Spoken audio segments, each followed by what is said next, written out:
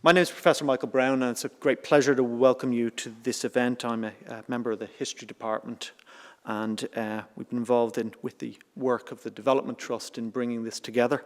But we're very proud to welcome you to the 5th lecture in the Dr. Joan MacCormack lecture series. And it marks, I have to say, the 10th anniversary, I believe, of the establishment of the prestigious lecture series in honour of our esteemed former colleague and leading light in cultural history, Dr. Joan MacCormack. Thanks are to be given, indeed, to the generosity of Joan's husband, Professor Geoffrey MacCormack, and we're very grateful that this series has been able to provide us in Aberdeen with a thought-provoking and exploratory lecture from a visiting academic once every 2 years. We open the doors, of course, to the Aberdeen family, and we would like to welcome everyone here this evening. I'm delighted to welcome with you all members of Joan's family, who are here this evening, along with several of her former colleagues and students. The series is designed to ensure that Joan's dedication and passion for teaching, learning and collaboration continues to inform the work of the department and more broadly contributes to the intellectual life of the city.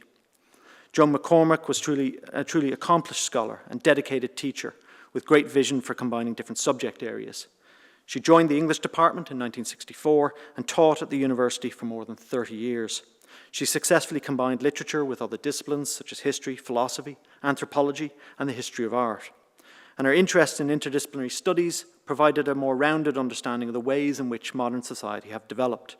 During her time at Aberdeen, she worked together with a number of committed colleagues, including the late Peter Gabriel McCaffrey, establishing a programme in cultural history, and the theme of this lecture series is an echo of that work. This year, we're delighted to be able to welcome Professor Alexandra Walsham as our guest speaker. Professor Walsham is Professor of Modern History at the University of Cambridge and a Fellow of Emmanuel College and of the British Academy. She was the editor of the journal Past and Present for a decade and currently serves as President of the Historical Association. Professor Walsham is also a remarkable scholar, publishing extensively on the religious and cultural history of early modern Britain.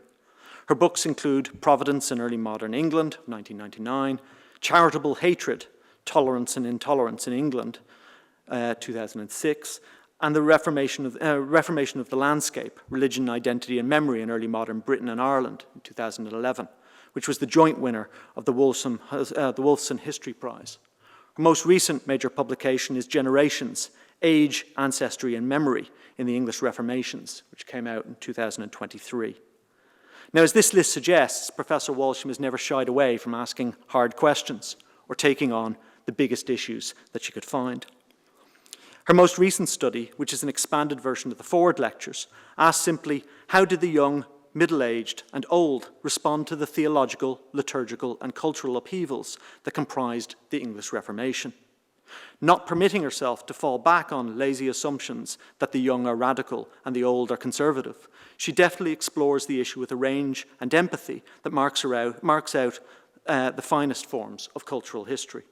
She teases out instead how, as she puts it, ties of blood and bonds of kinship and fellowship complicated ecclesiastical change and spiritual conversion.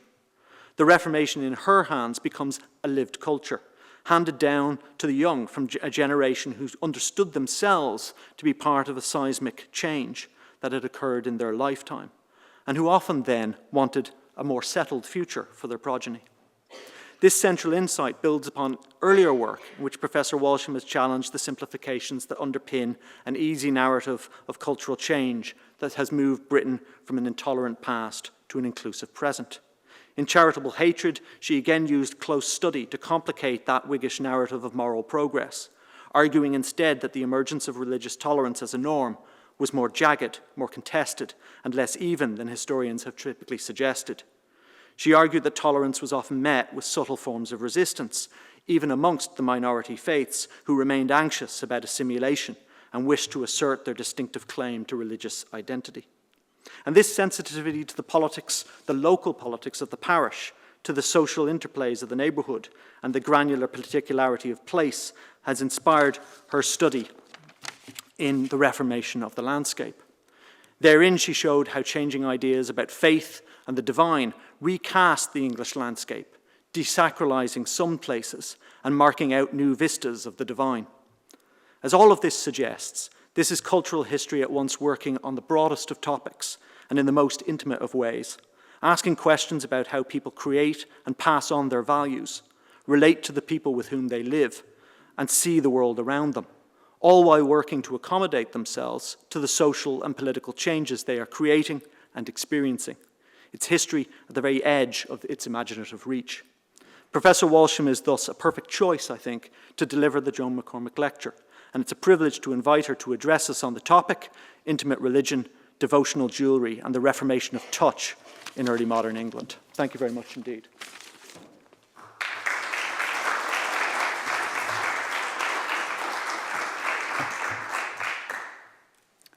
Well, thank you so much for such a generous introduction and a wonderful overview of the concerns that have animated my work for my career. It's a very great honour to be asked to deliver the Dr. Joan MacCormack Lecture in memory of an inspiring colleague and cultural historian. And the invitation to do so has also provided a welcome opportunity to visit Aberdeen for the first time.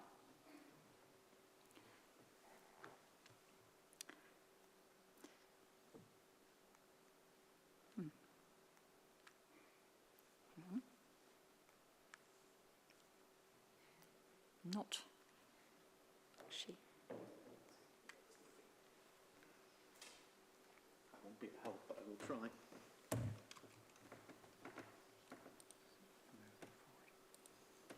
Okay. There we go. Thanks. If needs be, I can. Yeah. Okay. Thank you very much. So these two tiny objects are among the many items that have been uncovered by the small army of metal detectorists that regularly swarm across the British countryside in search of hidden treasure. Together with dozens of similar artefacts, these finds have been registered in the British Museum's Portable Antiquities database. The item on the left is a decade ring, made from copper alloy and dating from the post-medieval period. Its bezel is decorated with the letters IHS, which symbolize the holy name of Jesus, as well as with a cross and an arrow, which may represent the instruments of the Passion. The knobs around the circumference are mnemonic aids to saying the rosary. Touching each protuberance in turn helped the wearer to ritually recite the Ave Maria and Pater Noster prayers. Found in grassland in the northeast of England, near Darlington in County Durham, this religious object was probably casually lost as its owner traversed the landscape. The same is likely to be true of the item on the right, an oval-shaped silver locket pendant the size of a thumbnail. This was created sometime in the 17th century and recovered from a field in Staffordshire in December 2019. It too bears the sacred monogram, the IHS, on one side, while the other carries an image of the crucifixion. Christ is nailed to the cross, his arms outstretched, with the letters INRI, an abbreviation for Jesus of Nazareth, King of the Jews, displayed over his head. The hollow capsule was designed to carry a small relic or a fragment of an Agnus Dei, a wax disc impressed with a lamb and blessed by the Pope, though this one is now empty. The loop at the top suggests that the pendant may have been strung on a chain, ribbon or string, or attached to a set of rosary beads. The style, shape, and iconography of these items identifies them as objects that were once owned and worn by Roman Catholics. Slipped onto a finger and kept in intimate proximity to the person, and perhaps even in close contact with the skin, they are simple but poignant forms of devotional jewellery. Marked with a motif that became synonymous with the Society of Jesus during this period, rings and pendants of this kind were potentially incriminating in Protestant England. Yet their diminutive size enabled them to be concealed in pockets and under folds of clothing, facilitating clandestine forms of tangible piety that enabled Catholicism to survive as an imagined community and an underground church in a context of persecution and proscription. while reconstructing precisely how such objects were felt, handled and used remains very challenging, they open an oblique but intriguing window into how the body itself continued to serve as a religious tool in post-Reformation Europe. They encourage us to move beyond texts and words and to consider the ways in which people believe, think, and act with their fingers and hands. This lecture places these two forms of Christian materiality under the microscope. Its aim is to raise a series of questions about how the religious upheavals of the early modern era both re-embodied belief and reshaped bodily practices. It draws inspiration from anthropological studies of gestures, habits, and techniques, along with insights derived from the surge of stimulating recent studies of material culture by historians, archaeologists, and museum curators. Many of these scholars approach things not as inert and passive recipients of human agency, but as dynamic entities that are simultaneously activated by and act upon people. In particular, my discussion builds on the observation that objects generate meaning and memory in the course of quotidian routine, and as a consequence of physical encounters with living beings. While they often have a semiotic function and serve as external storehouses of mental ideas, it's also necessary to consider the role of contingent interactions between the brain, body, and world. Objects have a singular capacity to summon, mediate, and direct affective states of mind and bodily behaviors across time and space. Somatic experience and sensory perception play a vital part in these reciprocal processes. The assumptions underpinning new scholarship on this topic resonate surprisingly well with those that prevailed in the early modern period itself. In contemporary medical and philosophical thinking, the body, mind, and soul were closely intertwined.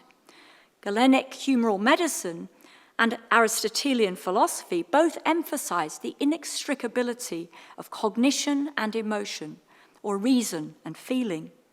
They were predicated on the idea that spirituality and corporeality, subjectivity and physiology were not in tension with each other, but closely linked. When people described the inner movements of their heart, they spoke literally as well as metaphorically. This was the organ that received external impressions and transmitted them via the senses of the brain. A striking 14th century diagram depicts the way in which they were channeled to the imagination, which transformed them into kernels of remembered knowledge. The senses were accordingly conceived of as gateways to the divine, as devices that enabled one to seek and feel God himself and thereby to find salvation.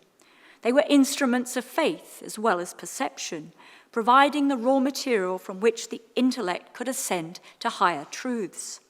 And none did so more than the sense of touch, which was sometimes depicted as a portal or doorway, as in this early 17th century French engraving.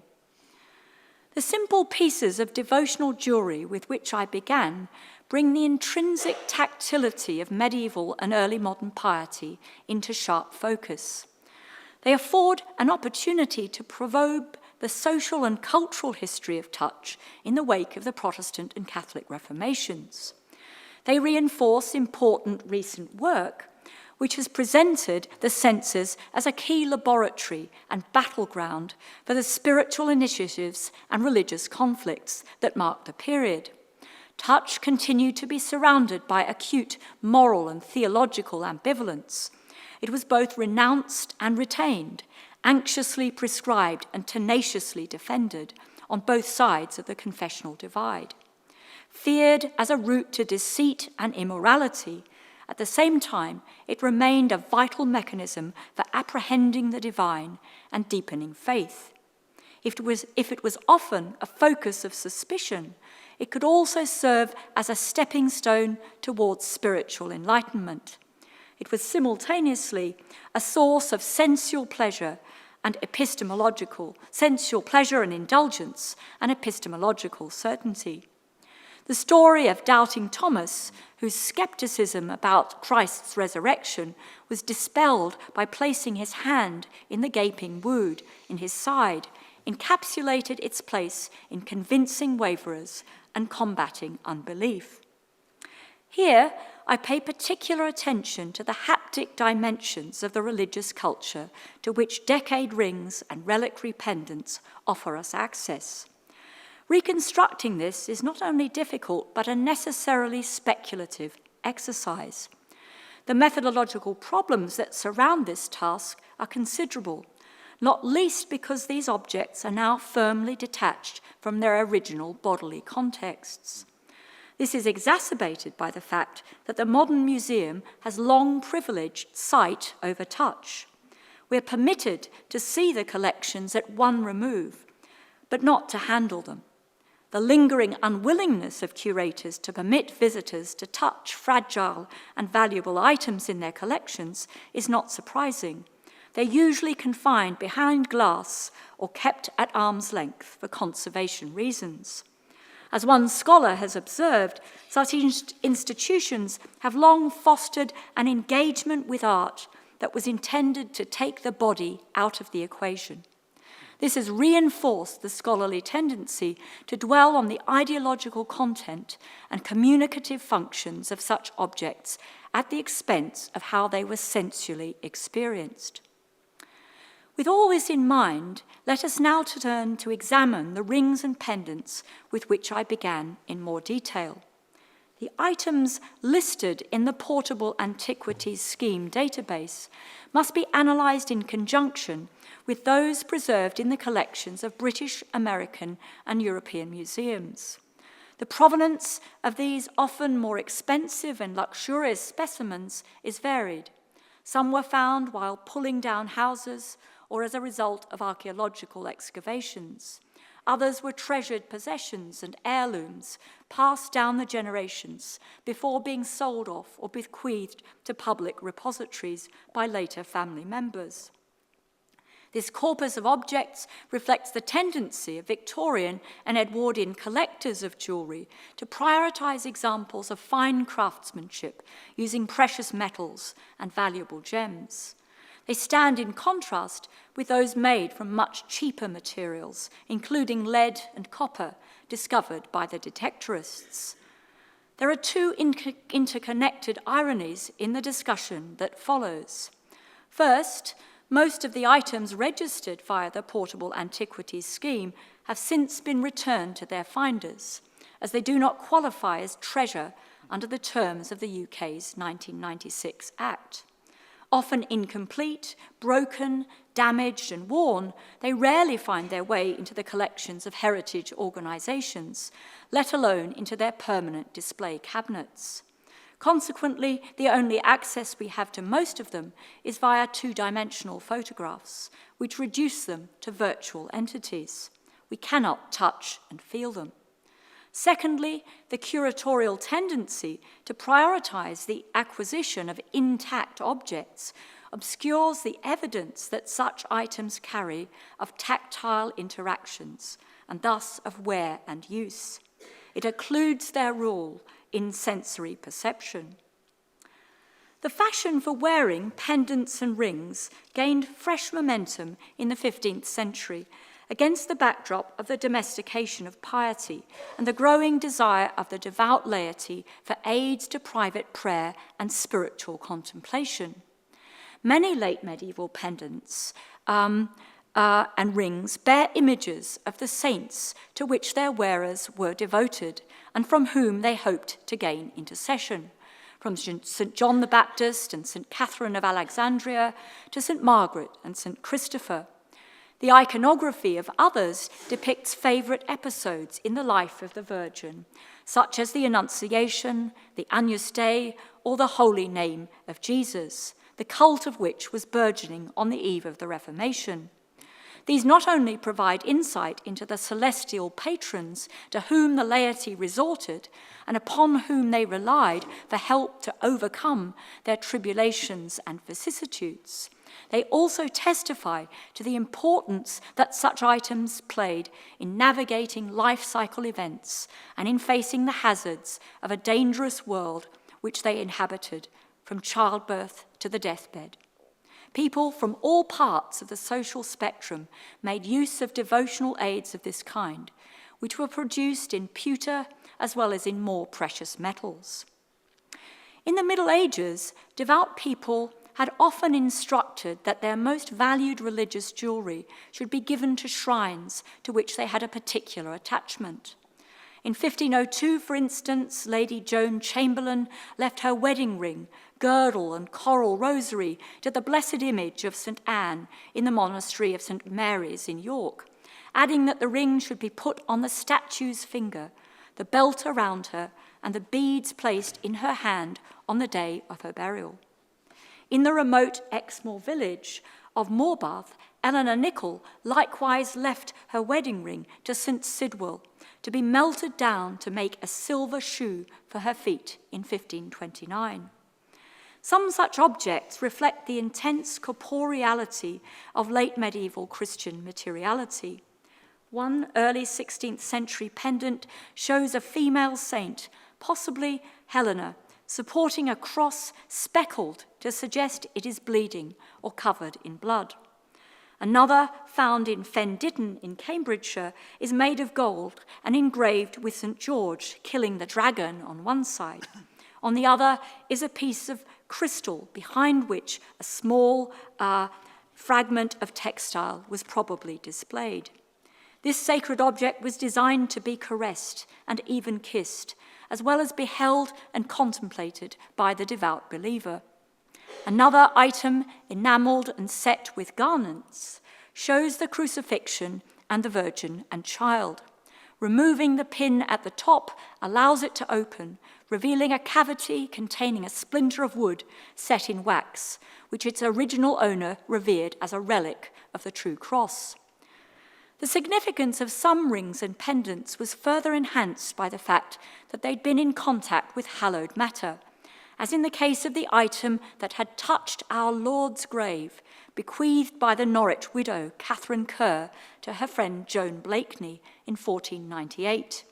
It was common for jewels to be placed in physical proximity to relics at holy places, on the assumption that they would absorb their charisma. In turn, it was believed that this would be channeled to the people who handled them. Sacrality passed down the chain of things via sensory perception, and especially through the operation of touch. These practices highlight the function of pendants and rings as sources of supernatural power. The boundary between sacramentals and relics and prophylactic amulets that protected the wearer from evil and harm was frequently porous and blurred. Some of these artifacts take the shape of an eye, while others resemble hands. Made in the 1470s or 80s for a person of status and wealth, the Middleham jewel overtly advertises its dual character as a devotional and amuletic object. It's manufactured from gold and set with sapphire, a symbol of the splendor of heaven. Its outer faces are engraved with the images of the Trinity and the Nativity. Around the edge are inscribed the Hebrew name of God, the Tetragrammaton, the Agnus Dei, and the Ananizapta and apotropaic formula, which invokes divine protection. Inside are fragments of an embroidered garment in the style of the Opus Anglicanum, possibly the relic of a local bishop or priest who was officially or unofficially revered as a saint. The Coventry ring in the British Museum is similarly revealing of the embodiment of belief in late 15th century England. Aptly described as an efficacious portal to intimacy with Christ, it depicts the Saviour standing in the tomb and hieroglyphs of his 5 wounds and 10 drops of blood, which were once coloured red. Inside, touching the wearer's finger, is an inscription of the mystical names of the three magi, Caspar, Melchior, and Balthazar, as well as the Tetragrammaton. The recitation of these mysterious words was considered by some to accord the object special efficacy. They derived their power from being in the vicinity of holy sound. Jewelry of this kind combined intercessory, contemplative, and curative functions. It forged ties between bodies and things, humans and divine. Such items also reinforce the insight that orthodox religion and practices that were tinged with what some churchmen labelled magic and superstition cannot be situated in polar opposition. Intricately carved prayer nuts or paternoster beads, often worn on a rosary or girdle, also exemplify the role of synesthesia in late medieval religion. Typically constructed of boxwood, which was renowned for its durability, these exquisite artifacts opened in the palm of the hand to reveal a hidden scene, which could be delicately read by the fingers, rather like Braille letters. Some also doubled as pomanders, which diffused fragrances and scents. Touch, smell, and sight interacted closely as vital aids to domestic piety and to cultivating devotional states of mind. Faith was a multisensory experience that defies conventional hierarchies that prioritize the eye and the ear. The Counter-Reformation saw the renewal of sensuous worship as a weapon against heresy and promoted the sacralization of religious houses and private homes, as well as church buildings. The pious body and its material proxies were reactivated as tools of Catholic reform, not least because the tenor of Protestant polemic was to denounce and renounce the senses as routes to idolatry and sexual temptation. The reformers worried that human beings could be led into spiritual danger through them. In response, the Church of Rome embraced and encouraged the very strategies that their rivals repudiated. The spaces of Renaissance and Baroque spirituality were sites of a spirituality in which the sensual and the somatic closely intermingled. We need to see the post-medieval examples of devotional jewelry discovered by metal detectorists in this wider European framework, as well as recognize their place in the landscape of global Catholicism. Most appear to have been manufactured on the continent and smuggled into Britain to succor the thirst of the faithful for hallowed objects. This fold-out plate in a polemical tract published in 1579 depicts the full array of the Pope's merchandise in order to warn its readers of the dangers of these seductive objects. The vehemence with which they were denigrated as worthless trash and trumpery attests to the threat that they were perceived to present to the souls of English subjects, as does the Elizabethan and Jacobean legislation banning their possession and use upon pain of punishment. Seized in raids on recusant homes and found on the persons of Catholics subjective to intrusive searches by notorious priest hunters, rosaries and Agnus Dei came to be regarded as confessional markers and badges of belonging to the false Church of Rome.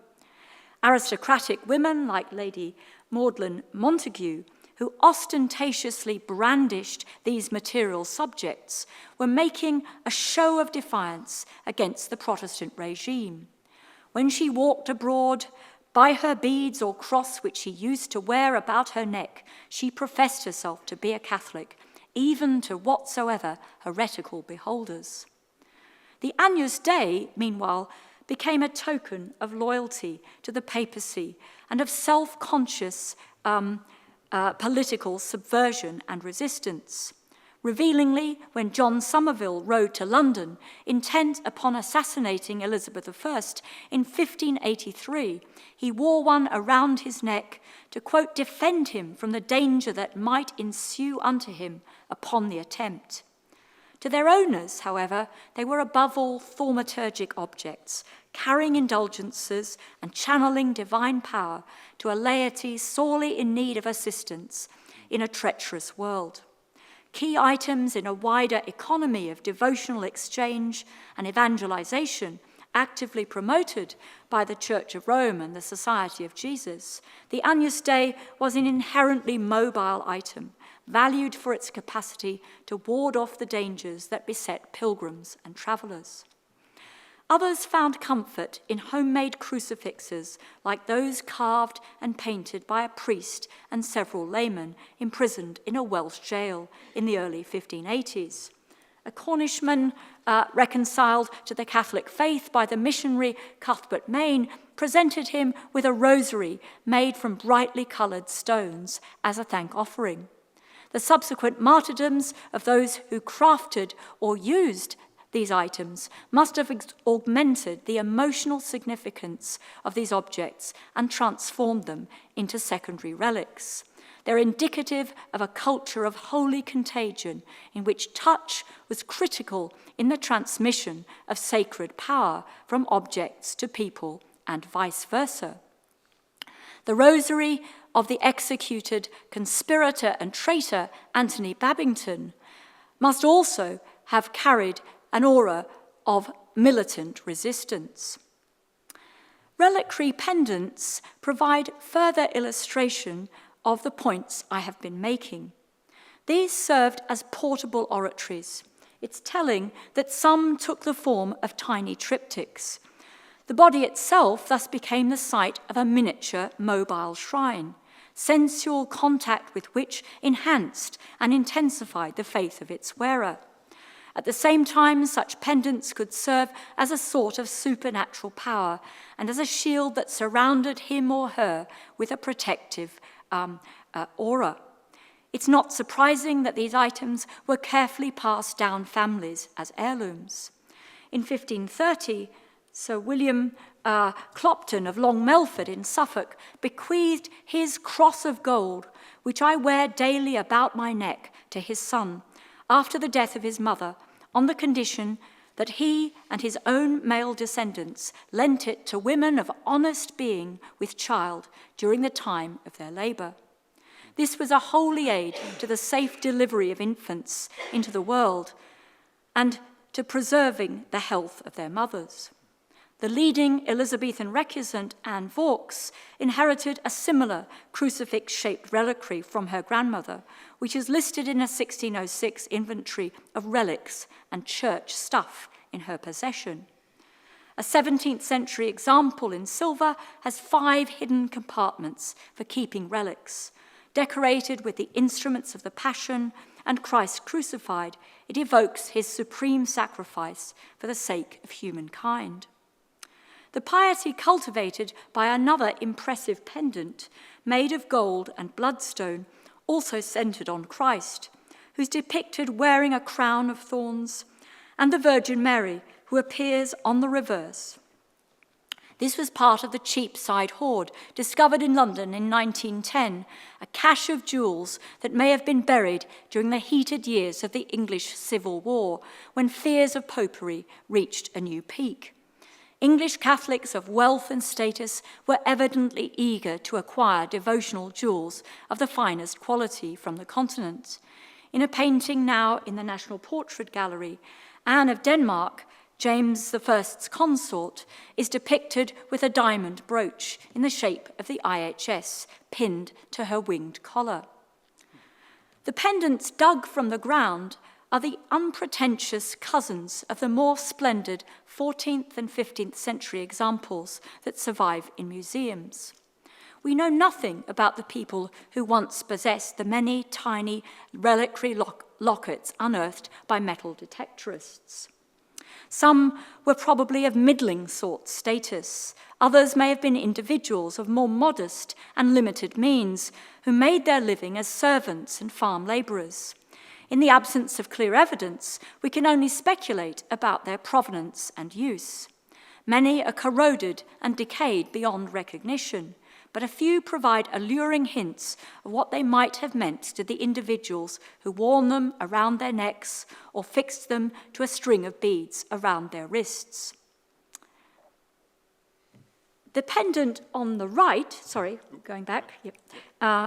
pendant on the right bears the IHS on one side and the abbreviation for Maria, MRA, on the other. Another locket, found in the county of Lancashire, still contains a small piece of paper and a portion of wax, probably from an Agnus Dei. The handwriting on the former can no longer be deciphered, but may have been a copy of St. John's Gospel, which Catholics wore as a type of phylactery or textual amulet, suspended from a chain or a purple or crimson ribbon. Pieces of parchment inscribed with the sacred monogram or other verses from Scripture, reputed to be efficacious in curing disease, also appear to have circulated widely. These self-prescribed remedies were textual amulets that reflected the lay appetite for contact with holy words and which became part of the bodies that wore them. Some of them may even have been people who self-identified as Protestants. Another pendant from Yorkshire contains 2 slivers of mineralized bone or tooth. The contents of a third, which rattles, cannot be ascertained. Did these capsules once contain fragments of sacramentals? Portable containers for Agnus Dei proliferated across the Catholic world. Once the contents had been sealed inside, they were not intended to be opened.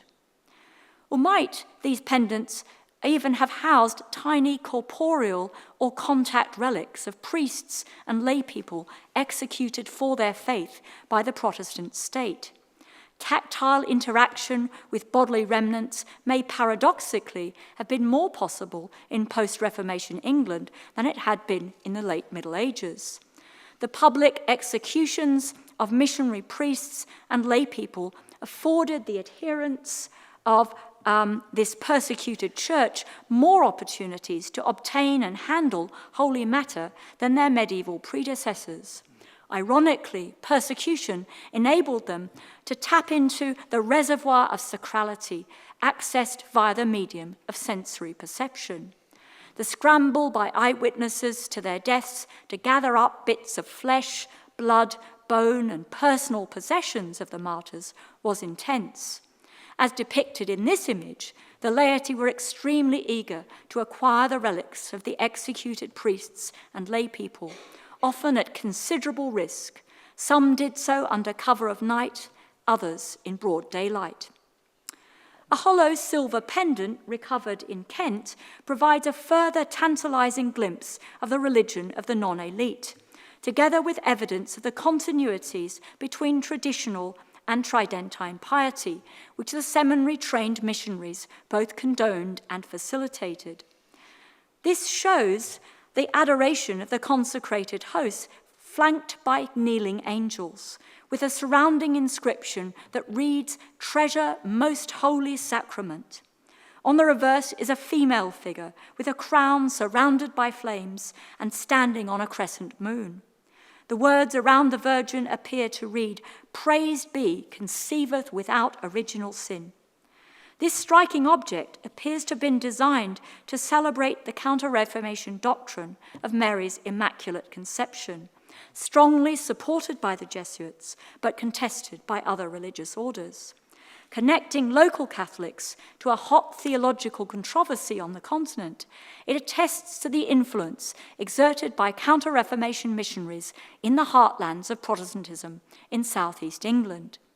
It affords a further glimpse of the extent to which sacred objects were deployed as evangelical instruments and as tokens of baptism, conversion, and salvation.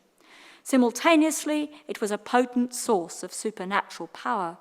Amulets were often kept next to the heart, which was understood as the gateway to the soul and especially vulnerable to the assaults of Satan.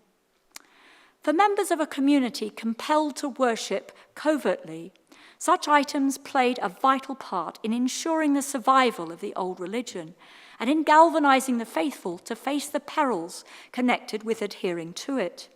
In a context in which the clergy and sacraments were scarce, they arguably assumed even greater importance to their owners and wearers than they had hitherto. Afraid of displaying their prohibited faith to their neighbours, such people may often have worn them under their clothes and next to their skin. The circumstances in which they circulated made it extremely difficult to regulate forms of misuse. But they also underline the creativity and adaptability of English Catholic piety in this period. Borrowing a comment made by the late Bob Scribner, we might see them as constituent elements of a kind of popular Catholic version of the priesthood of all believers. Available to the illiterate as well as the learned, they became touchstones to a glorious Catholic past and talismans of hope for a better future. They were potentially wonder-working objects that fueled febrile anticipation that God would intervene to vanquish heresy and restore Catholicism to its former position of institutional dominance. Decade rings, sometimes known as Dicket rings, offer further insight into the unique style of tactile piety that developed within the English Catholic community after 1558. Aids to remembering one's place in the ritual cycle of private prayer that was part of the daily routine of the devout, they performed the same function as rosaries. In an economy of the sacred that relied partly on the enumeration and accumulation of merit, they were devices for counting. They were also mechanisms for meditating on the life of Christ and the Virgin and entering, via the sense of touch, into deeper communion with the divine. Like reliquary dependents, religious rings have a long lineage. Since classical antiquity, they've been worn as emblems of faith, as devotional instruments, and as fashion accessories simultaneously. Placed on the finger and worn there habitually, they rub against the skin. The sensation of wearing them becomes so familiar and integral that when they are temporarily removed or accidentally lost, the memory of their presence persists, making them feel like a phantom limb. Rings are physical objects that, more than any other species of jewelry, serve as a very extension of the body itself. Often made of lead and brass, decade rings sit at the humbler end of the spectrum of paraliturgical objects whose proliferation reflects the intensification of quasi-monastic personal piety in the century prior to the Reformation. Versatile and mobile, they enabled the laity, learned and unlearned alike, to create spaces for prayer wherever their legs carried them, and afforded them a degree of autonomy in how they interacted with the deity. These characteristics help to explain their continued circulation in the later 16th, 17th, and 18th centuries, helping to compensate for the infrequency of collective worship and Protestantism's appropriation of parish churches. They were a means by which ordinary people could practice their dissident faith discreetly, if necessary, replacing audible petitions with silent ones. While rosaries were specifically forbidden in a statute of 1571, no mention was made of decade rings. Easy to conceal, they were well suited to a religious culture that relied upon dissimulation. Indeed, it's been suggested that this explains why they appear to have been more common in England than elsewhere in Europe, especially among those unable to read. The dissembling strategies fostered by religious dissent frequently required the adaptation of bodily practices. In contexts in which the ambiguity of confessional affiliation could be a means of protecting oneself from scrutiny, flexibility was essential. The prayers that such rings prompted bound recusants and church papists into a virtual network of Christians, stretching both backwards and forwards in time, who kept this ancient tradition alive. It linked them with co-religionists who'd chosen the path of exile and entered convents and monasteries in the Low Countries, who themselves made use of similar devotional aids in the private offices they said throughout the day and night. It is perhaps not surprising that metal detectorists have found so many buried in rural landscapes. Lay Catholics retreated to open-air locations to escape the prying eyes of their Protestant neighbours. Some may even have been lost by those tilling or ploughing the fields. Recusants and church papists who frequented the shells and ruins of dissolved religious houses and ancient sacred springs, and it's striking that several late medieval decade and iconographical rings have been discovered in the vicinity of such sites. Others sought out remote places such as forests and caves. Catholic writers on the Rosary encouraged the unlearned to pray in the midst of their necessary business and earthly vocations as a means of combating idle thoughts, avoiding the snares of Satan, and gaining spiritual merit that would speed their path to paradise. Often embellished with a compelling symbol of the IHS or other Catholic iconography, decade rings also provide insight into the confessionalization of material culture in this period. They link the devotion of humble people with that of aristocratic elites, like Lady Alethea Talbot, who is seen here wearing an elaborate brooch shape in this shape. In the early years of the Reformation, the holy name of Jesus was a component of Christocentric devotion promoted by humanists.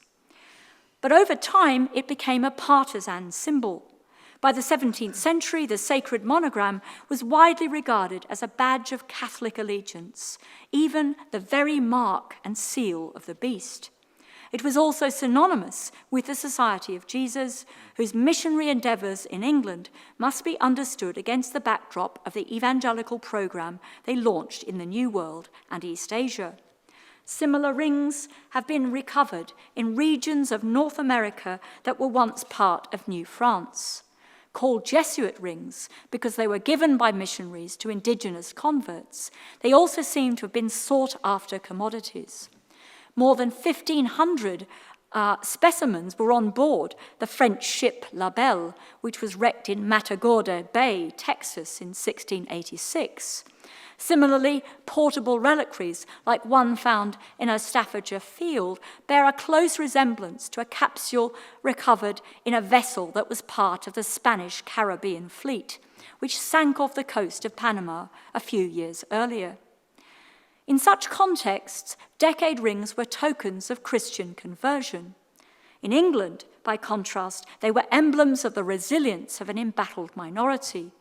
They're components of what has been called a subtle archaeology of resistance. Treasured examples linked with priests and martyrs were passed down within families that defiantly upheld the Catholic faith. A 14th century example in silver, formerly in the possession of Anne More, Lady Abbess of the English Augustinian nuns at Bruges, may have been used by her ancestor, Sir Thomas More. Decade rings, then, were elements of a cryptic and Nicodemite piety that was critical to the survival of Catholicism in post-Reformation Britain. They were mechanisms that relied on fingers and hands, whose crucial place in the ars memoriae, arts of memory, should be underlined. The hand has been used as a cognitive map and mnemonic, time out of mind.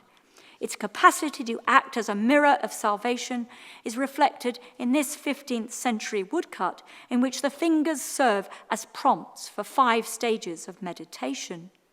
A meeting place of matter, mind, and spirit, the hand had a special role in transmitting perceptions of the outside world and inscribing them in one's remembrance. The 4th finger was understood to be directly linked with the heart, the seat of affection, conscience, and memory, and a window to the soul. Moreover, these decade rings cannot have been comfortable items to wear. Their knobs must have served as a constant, palpable reminder of one's duty to God, and perhaps also as a prompt to penitential meditation. They're elements of a variety of ascetic piety that mimics features of that practiced in the English convents in the Low Countries.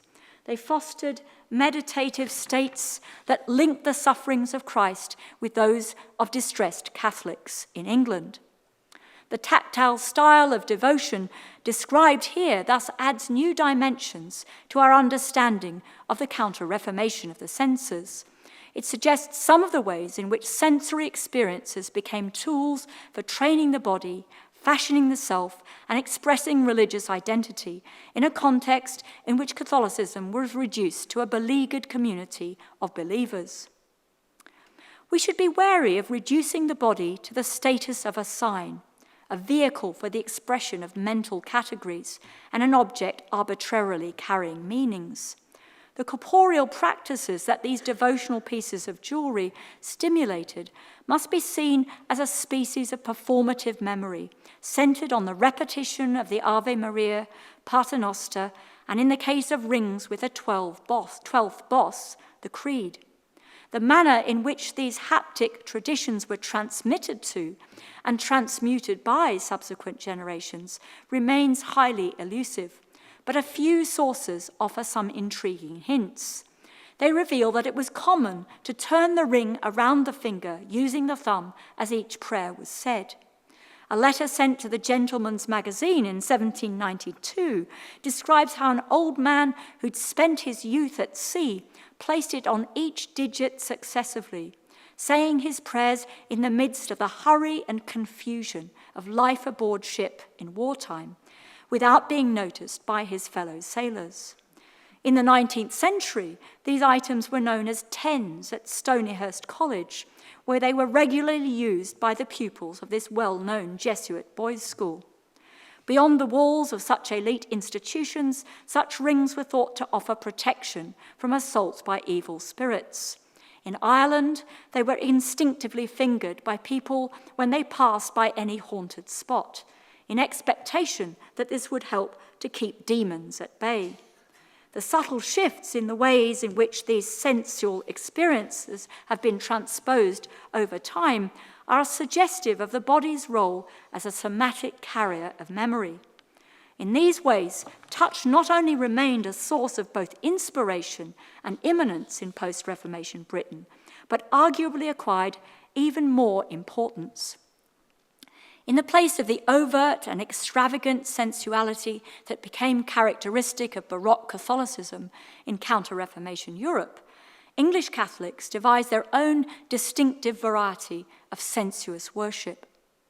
This intimate, tactile piety was well suited to a faith on the margins and on the move, but it was also one that could carry real perils.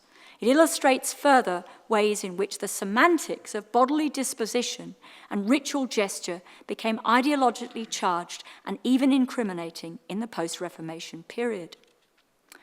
In this lecture, I've tried to tease out what these devotional objects can tell us about some elusive and neglected dimensions of English Catholic culture.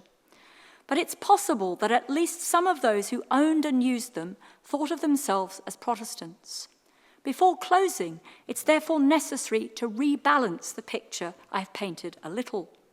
Recent work has complicated the claim, embedded in some older scholarship, that the advent of Protestantism entailed a progressive reduction of the sense of touch in religious experience. It has qualified characterizations of Reformation religion as cerebral, logocentric, and intellectualized. The early modern afterlives of the objects and practices associated with late medieval tactile piety reinforce these observations. Although they technically fell into the category of things indifferent, they were never entirely neutral. Finding new uses, outlets, and manifestations in post-Reformation society, they helped to carry continuities from the past into the future. English evangelicals modified and remodeled, than existing styles of devotional jewelry. The items they attached to ribbons and chains that hung around their necks and waists were scriptural diptychs, tiny testaments, and devotional tracts. Taking the place of pendants and prayer nuts, these books were intimate objects designed to incorporate the Word of God into the body and soul of the wearer. They attest to an ongoing desire to feel the divine. In turn, amber rosary beads acquired new meanings in Protestant lands, enhanced by their tactile and olfactory qualities. Uncoupled from the intercessory practices of the old religion, in the hands of some, they quietly evolved into necklaces and bracelets that carried medicinal, allegorical, and providential connotations, though their historic associations with the Catholic past could not be eradicated altogether. Devotional rings also retained their memorial functions. Medieval heirlooms inherited by later family members were revered as effective remembrances of past relatives, while newly crafted items served as reminders to the living of their own mortality and as aids to mourning the dead. Sometimes their bezels contained pieces of bone and locks of hair. The commemorative lockets and rings of the beheaded king, Charles I, carried by royalists and Jacobites, perpetuated even as they transposed older patterns of corporeal interaction, reminiscent of Catholic relic culture. Some were overlaid with new meanings which turned them into symbols of patriotic pride and evocative mementos of Protestant icon events. The inscription on a medallion of the Virgin and Child, perhaps rather like the one on the right, recovered in the wake of the defeat of the Spanish Armada, reads, "When Spanish fleet fled home for fear, this golden picture then was found, fast fixed unto Spaniard's ear, who drowned lay on Irish ground, anno 1588. Christians continued to find spiritual insight by using their fingers and hands in other ways too.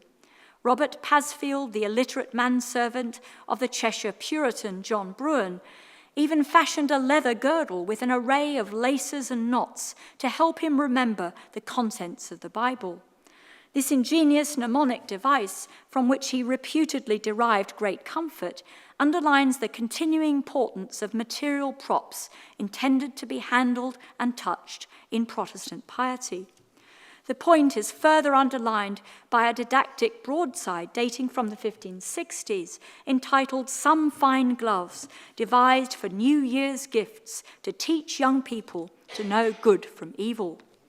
This ephemeral paper artifact shows its intended readers and users how to keep the Ten Commandments and other moral lessons at their fingers' ends.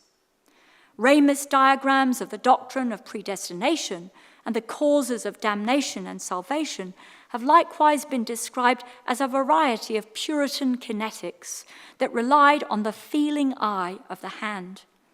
Finally, iconoclasm itself was a form of violent speech. Paradoxically, the actions of fingers and hands were central to reforming the nexus between materiality and the senses. Protestantism thus generated bodily devotions of its own. Despite its misgivings about sacred materiality and its anxieties about the ethics of sensual contact, it neither sought to nor succeeded in dispensing with the senses or disembodying belief. It too relied on gesture in both public worship and private piety. Touch remained a route to spiritual understanding, religious revelation, and the experience of divine grace.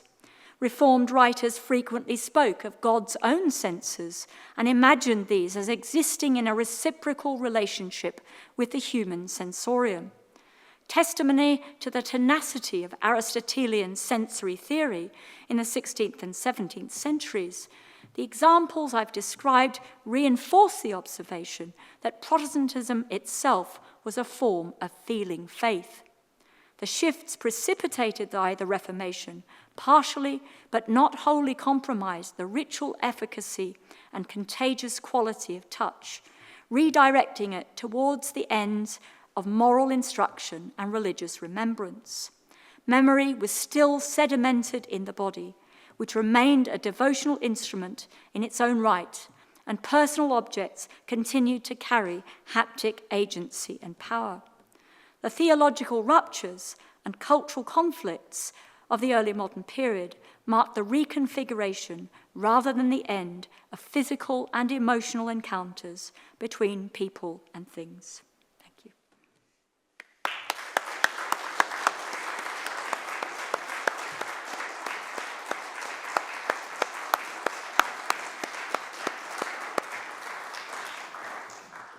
Well, that was terrific. Thank you so much indeed. That was a lecture that took us from the sort of fields around which detectorists seek out little objects and use that to explore a complete culture of tactile faith and piety. Remarkable exposition of the ways in which small objects can illuminate entire cultures. So thank you very much indeed. There are a moment or two for questions. If we can take one or two questions from the audience, I will do my best to peer into the lights here that are coming down upon us and see if we can spot anyone waving their hand. But if you'd be happy to do so. Mary, just if you want to turn on the microphone so that we can hear you.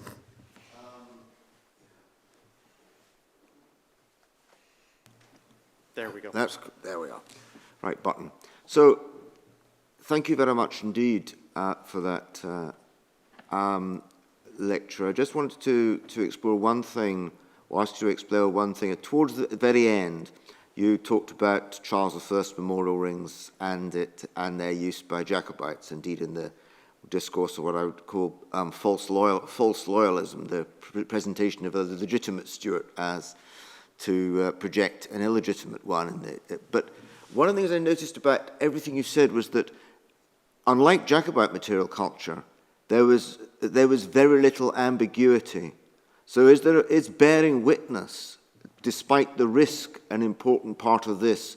Because an awful lot of coded material culture is the evasion of risk or the problematization of risk if you're caught, whereas none of this was. All of it looked pretty risky. So is that right? Thank you. That's an excellent question. I mean, I think they're navigating a very complex world, aren't they, where they're trying to keep alive a faith in a context where they have almost very little access to priests, especially people from lower levels of society. And in that context, they're grasping for something that will be a touchstone of their faith. But I think what I'm also saying is that the very tiny quality, the diminutive size of these objects, enables them to be hidden in ways that help them to manage that problem of risk, the risk that material culture brings. And that they're so small, they're really, really tiny. It would be very difficult to often find them. And if you wear them inside your clothing, they're not going to be visible. Yes, there were those examples of, rather belligerent, recusant women like Lady Maudlin Montagu, who's brandishing her rosary beads in public. But these are people who have a kind of immunity by virtue of their rank. The kind of people that the items recovered by metal detectorists give us access to are people from much lower levels in society who are trying to manage this problem of how you maintain a faith that is rooted in the material and the sensual in a context of persecution and proscription. But it's a really excellent question. Thank you very much. Anyone else want to? Robert?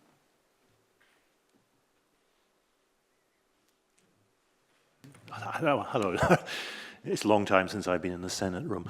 That was utterly fascinating.